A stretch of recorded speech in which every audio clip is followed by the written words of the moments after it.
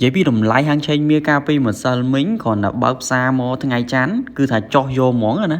cho lò hốt lần đó chất pi rồi lấy chiếng mong bọn nó cái này chẳng cứ tha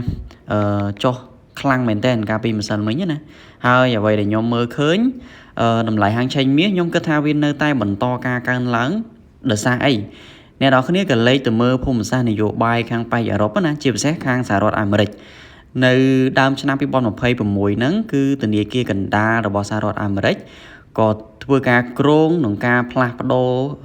ប្រធានធនាគារកណ្ដាលណាហើយមួយទៀតធនាគារកណ្ដាលសហរដ្ឋអាមេរិកក៏នឹង